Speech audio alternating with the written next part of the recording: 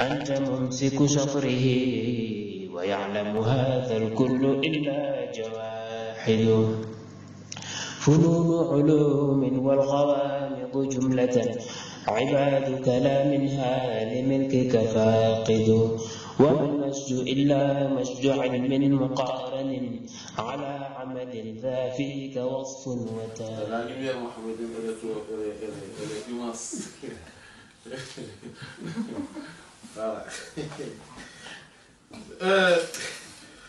Donc la station mohammedienne, donc va après l'authenticité ou la vérification bidayatihi de son début.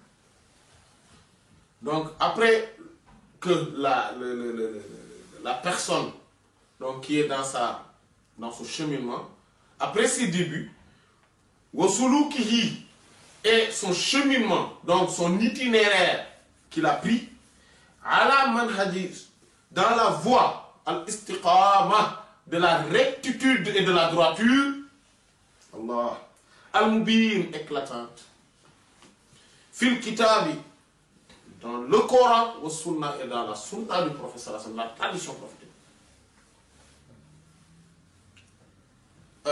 La première, donc le début de cette voie. Quand quelqu'un veut intégrer cette voie et arriver à cette station mohammedienne, la voie c'est ceci. D'abord, il faudrait être quelqu'un de très sincère. Avoir c'est-à-dire véridique même. Voilà. Le sommet de la sincérité. Avec toute l'objectivité que cela impose. Avec toute l'honnêteté que cela impose. Tout. Voilà. Tout cela. Et n'avoir d'objectif que Allah. Après Allah, il faut avoir d'objectif Allah. Et après, encore Allah. Il n'y a pas d'autre objectif que la face d'Allah. Illa ibtigha'a wajhi rabbihil a'la. À part la face, la noble face, la face élevée d'Allah subhanahu wa ta'ala. Rien d'autre. Voilà. Rien d'autre. Mais ça, quand on l'a intégré, il faudrait par contre être dans la rectitude, dans la droiture. Cela ne peut pas rester dans la prétention et dans la réclamation. Cela doit aller au-delà de la prétention et de la réclamation. D'ailleurs, il ne doit même pas y avoir cette réclamation et cette prétention. Voilà. Il faudrait toujours y être voilà, dans le cheminement. Voilà, prendre cet itinéraire, aller vers Allah en se conformant sans réserve, de manière inconditionnelle au Coran, au livre d'Allah et à la sunna du prophète sallallahu alayhi wa sallam. Quelqu'un qui s'y conforme, c'est bon. Quelqu'un qui ne s'y conforme pas aussi, c'est pas grave. Mais il faut s'y conformer quand nous, on veut l'être. Voilà. Que tout le monde s'y conforme ou pas, ce n'est pas un souci. Voilà. Ce n'est pas un problème en soi. Le problème, c'est pourquoi nous ne sommes pas encore conformés au Coran, à la sunna du prophète sallam, non seulement de manière sans réserve, mais aussi inconditionnelle. Sans regarder qui s'y conforme ou pas, comment tel ou tel le fait, comment la société le voit, comment les cheikhs de notre époque s'y conforment ou pas, ou même des anciennes époques. Non, ce n'est pas un problème qu'ils s'y conforment ou pas, ce n'est pas un problème. Parce que tout le monde n'arrive pas à cette station. Parce que cette station, c'est la crème des crèmes des crèmes des stations. Donc, ce n'est pas parce que tel cheikh n'est pas arrivé à se conformer à tel ou ne faisait pas telle chose que c'est grave ou pas. Non, ce n'est pas grave. Ce n'est pas un problème en soi. Parce que cette station-là, c'est la crème de la crème de la crème de l'élite, de l'élite, de l'élite. Et on ne peut pas, dans une situation donnée, faire quelque chose qui est meilleur ou même semblable à ce que le professeur Sam avait fait ou aurait fait dans cette situation. Que les gens s'y conforment ou pas, ce n'est pas un problème. Donc ça, c'est déjà... C'est pour cela que cela demande une sincérité, mais immense. Une motivation, une détermination, une résolution sans faille. Avec une honnêteté sans commune mesure. Mais aussi une objectivité. Une objectivité, mais ferme. Intraitable. Voilà. Ferme. Il y a aussi une fermeté dans ce que l'on voit, dans l'objectif, c'est-à-dire Allah.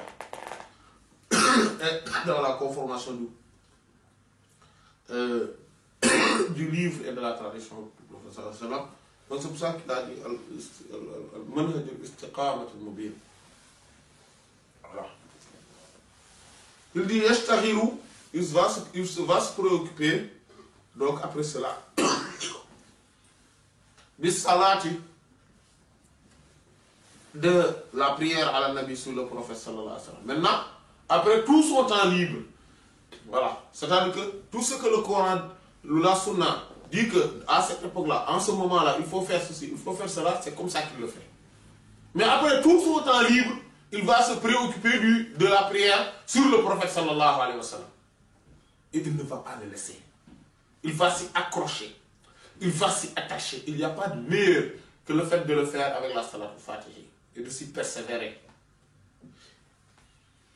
Il a jusqu'à ce que Tastawli prenne autorité, s'agrandit, mahabbatuhu, son amour, ala qalbihi, sur son cœur.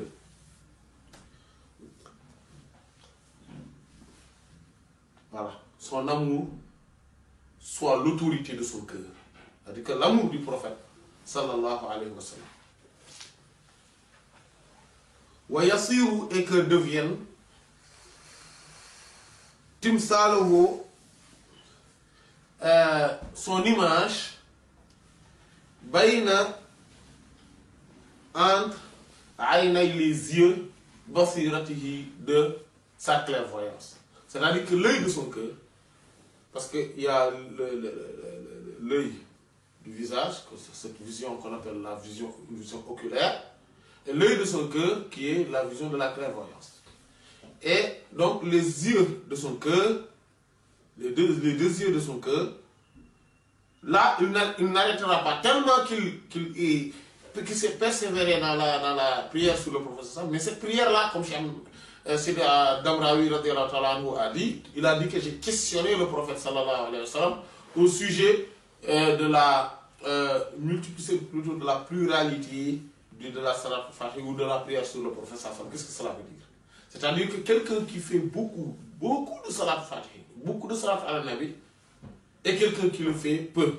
Comment on va faire la différence entre celui qui fait? C'est-à-dire que jusqu'à quel niveau on peut dire qu'on en a fait beaucoup, et quel est le niveau en dessous duquel on n'en a pas encore fait beaucoup? Il répondit, sallallahu alayhi wa sallam, que quand quelqu'un arrive à faire une prière sur le prophète sallallahu, donc plutôt une salat al-Fatihi, et qui s'imagine le prophète sallallahu alayhi wa sallam devant lui, et qu'il le fasse avec magnification, avec estime, avec grandeur, mais surtout aussi avec amour du prophète sallallahu alayhi wa sallam, tout en se disant que cette prière-là, c'est ce que le prophète sallallahu alayhi wa sallam a déclenché en lui. C'est-à-dire que c'est la partie mohammedienne, c'est-à-dire du prophète sallallahu alayhi wa sallam, en lui, qui a déclenché cette prière-là. C'est comme si lui-même, nous, on n'est qu'un haut-parleur haut-parleur du prophète sallallahu alayhi wa sallam, de la lumière du prophète sallallahu alayhi wa sallam qui est en nous, qui fait qu'on puisse le faire. Donc c'est pas sa faveur qu'on prie sur lui, sallallahu alayhi wa sallam, et qu'on arrive à imaginer cela, et tout en sachant que cette prière-là aussi, comme c'est le prophète sallallahu alayhi wa sallam qui le déclenche en nous, c'est comme, en fait, on voit que tout l'univers fait la même prière sur le prophète sallallahu alayhi wa sallam. Là, on en a fait beaucoup. Même si c'est une fois dans la journée. Mais si on le fait,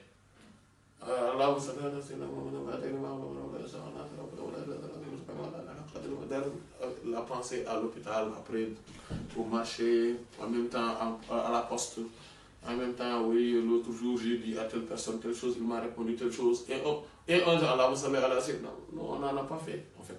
Même si on en fait des milliards dans la journée, on n'a pas fait beaucoup. Donc, il faudrait cette présence du cœur pour qu'on puisse se dire que là, on fait beaucoup de prières sur le prophète sallallahu alayhi wa sallam. Et quand on arrive à ce stade-là, à ce niveau-là, et que le cœur, donc à force, au fur et à mesure, à force de faire cela, le prophète sallallahu alayhi wa sallam, son amour va s'installer dans notre cœur. Et il va être l'autorité du cœur. Et qu'à un moment donné, on arrive à le percevoir. C'est-à-dire qu'on ne peut pas, on s'imagine toujours devant lui. Jamais on ne peut. En fait, quand on marche partout, on mange, on dort, en fait, c'est comme s'il est devant nous. Sa présence est perpétuelle, est permanente devant nous.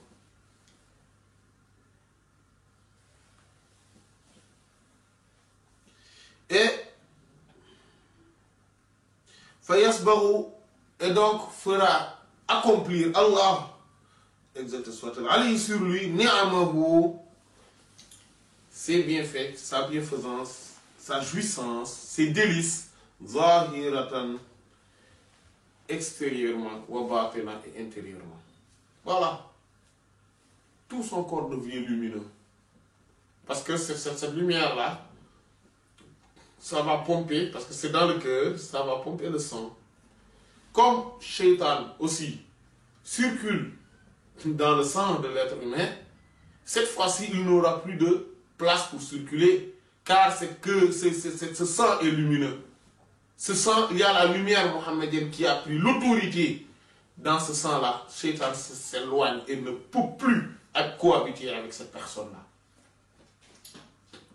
Voilà. Il n'y a que le prophète sallallahu alayhi wa sallam maintenant qui est avec lui. Voilà yaj'alu, et ne fera, c'est-à-dire Allah ne fera li makhlouqin, pour aucune créature. Alayhi sur lui minna. Minna, c'est-à-dire comme réclamation, comme prétention. C'est-à-dire quelqu'un ne peut pas prétendre en se disant que si ce n'était pas moi, tu n'aurais pas ceci. Jamais. Quand une personne arrive à cette station-là, voilà, personne d'autre ne peut dire que oui, c'est à cause de moi, si ce n'était pas moi. Aucune créature ne pourrait dire cela. Aucune. Illa nabi, à part le prophète sallallahu alayhi wa sallam. Parce que maintenant, c'est-à-dire que lui, il ne sent que le prophète sallallahu alayhi wa sallam. Et personne, toutes les autres, tous, y compris les chiours, tous sont écartés de lui. Tous. Il n'y aura plus personne. Il n'y a que le prophète sallallahu alayhi wa sallam qui est avec lui.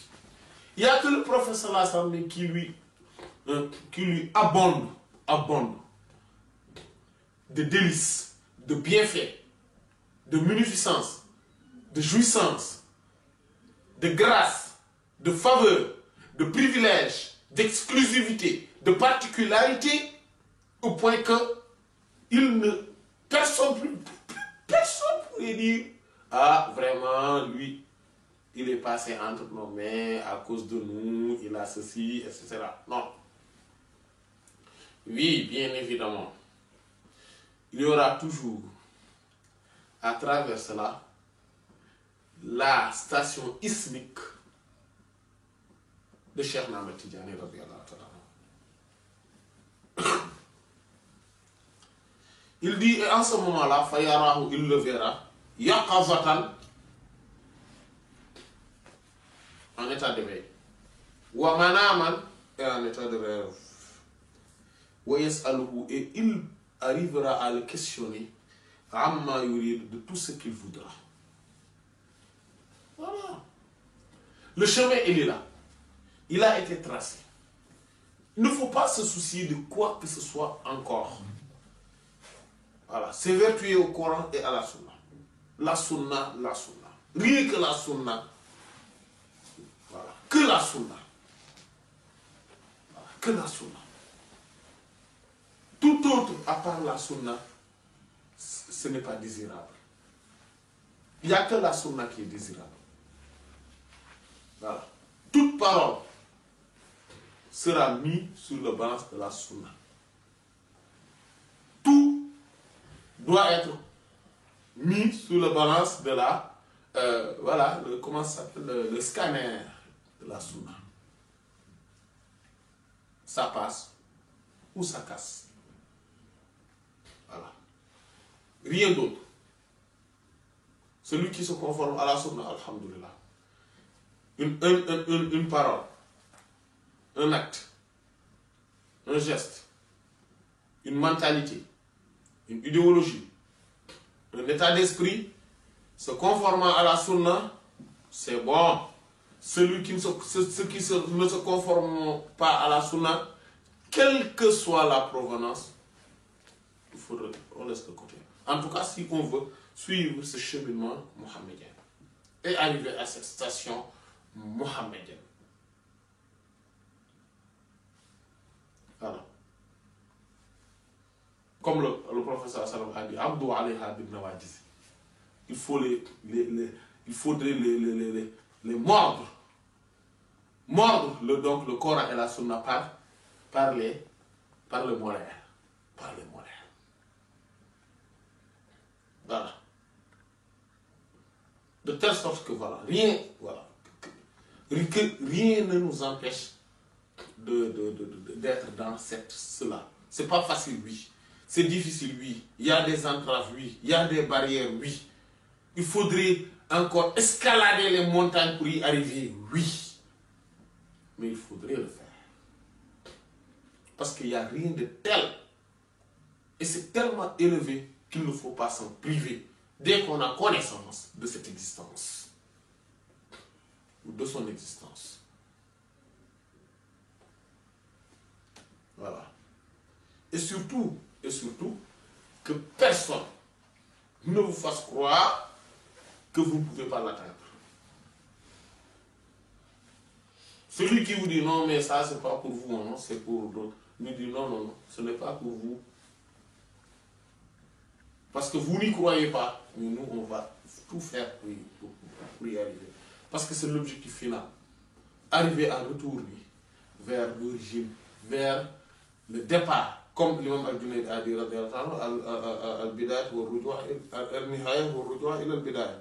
la finalité, la fin, c'est le retour au départ. Au début. Et c'est ça. Le retour au début, c'est-à-dire Allah, tout simplement Allah, rien d'autre qu'Allah. Parce que c'est lui le début et c'est la fin. Et son début est ça. Et le point même du début est le point de la fin. C'est pour ça qu'il n'est ni sous l'emprise du temps, ni sous l'emprise de l'espace, ni sous quoi que ce soit. C'est lui qui a créé les temps, les espaces, etc. Le prophète sallallahu alayhi wa sallam aussi. Voilà. Sa primordialité et sa finalité sont pareils. Son début et sa fin, c'est pareil. Son intérieur et son extérieur aussi sont pareils. Car lui, il est éteint dans l'essence d'Allah subhanahu wa ta'ala, Et il a eu cette manifestation divine par l'essence d'Allah subhanahu wa ta'ala. Et il n'y a que les Mohammediens, ceux qui sont arrivés dans cette station mohammedienne, qui arrivent à atteindre cette station-là. Personne d'autre n'y arrivera.